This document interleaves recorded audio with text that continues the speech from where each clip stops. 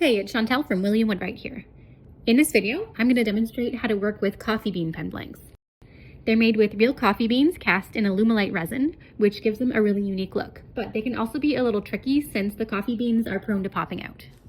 So I'm going to go through the process of drilling, gluing up, end milling, turning, and finishing to get a result that looks something like this. Whether you're drilling out your blanks on a drill press or on a lathe, you want to drill very slowly, taking small amounts of material off at a time and then back the drill off. If you've got a brad point drill in the size you need, that would be ideal to use over a regular twist drill because you'll get a cleaner cut. I take about 1/8 of an inch off with each pass and slow down even more as the drill bit is about to exit the end of the blank to avoid blowing out the end. I used 2-part epoxy to glue the brass tubes into the blanks for an extra strong hold. I coat the inside of the drill hole as well as the outside of the tube to make sure I don't have any dry spots. And this also helps fill in any voids inside the drill hole that could cause a blowout. I also like to paint the tube so you can't see any brass through the light colored resin. This blank is named Espresso Delight, which is a nice cream color. I've got a whole video on my tube painting process if you'd like to check it out here. Once the epoxy is totally set, mill the ends flush with the tubes, again going very slowly and taking small amounts of material off at a time. Before mounting the blanks on the lathe, saturate the milled ends with thin CA glue. The glue will soak into the small gaps and into the coffee beans themselves to help stabilize them during the turning process. The key to turning coffee bean blanks successfully is using super sharp tools. I've got a round carbide cutter from Killian, which is really easy to sharpen with a diamond sharpening stone and lapping fluid.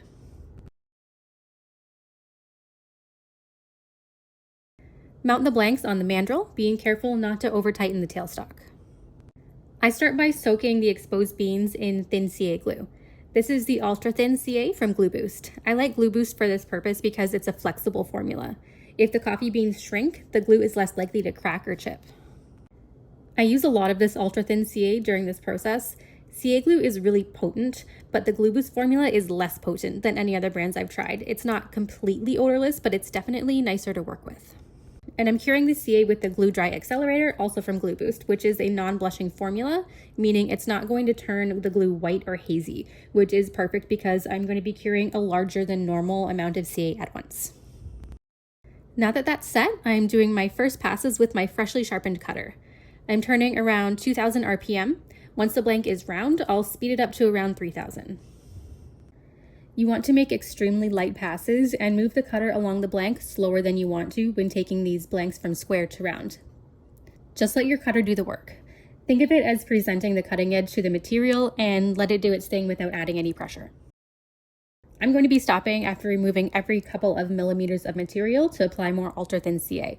This is going to help stabilize the coffee beans as I go and keep them in place until I'm down to my final shape.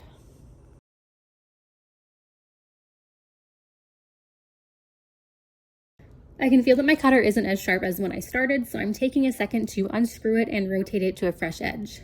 That's what I find nice about these carbide cutters is after you sharpen them, it's very easy to loosen the screw, rotate the cutter, and screw it back down. You can do this all the way around the cutter before you need to resharpen it again. I like to mark the face of the cutter with black Sharpie. It wears off as you're cutting, so you can see which sections you've already used. Okay.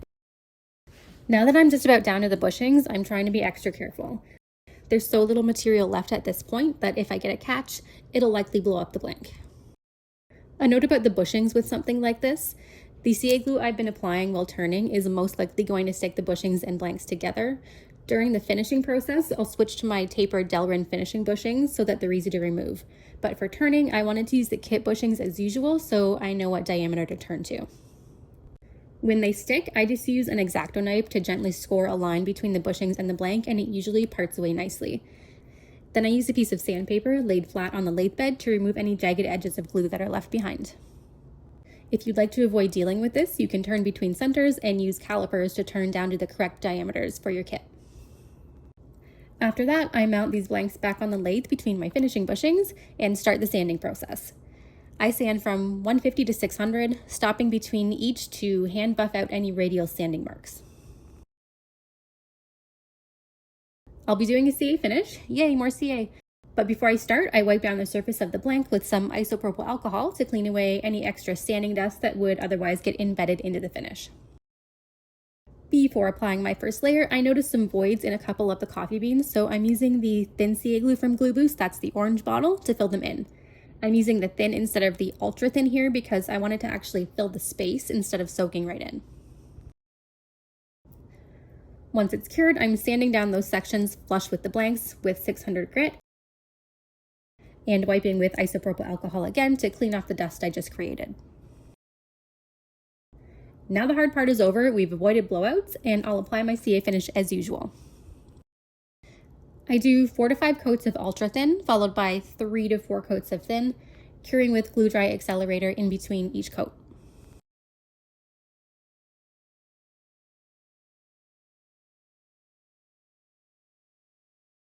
Then I sand and polish with micromesh sheets, which go from 1500 to 12,000 grit. I find that 1500 is the most important grit in achieving a good finish.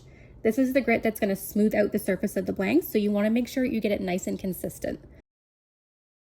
I always stop the lathe and make sure I don't have any shiny spots that I missed and hand buff out any remaining sanding marks. At 12,000 grit, it's starting to look really shiny. I top off the finish with Novus plastic polish. This is a fine scratch remover that takes it from shiny to glossy. You just buff it in and buff it back off.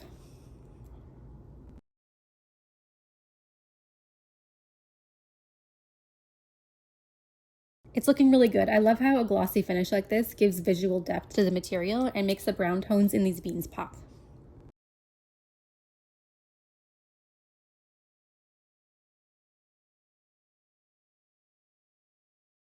I'm assembling this on a cigar pen in gold. Because you're adding pressure on the ends of these blanks when pressing in the hardware, make sure the part is lined up perfectly with the brass tubes so there's even pressure. If you're pressing it in on a slight angle, you're going to have more pressure on one side than the other and risk cracking it. So take an extra second to make sure it's lined up nicely and press it in very slowly. And there's a final product, a coffee bean pen blank in the color Espresso Delight on a cigar pen in gold with a glossy CA finish.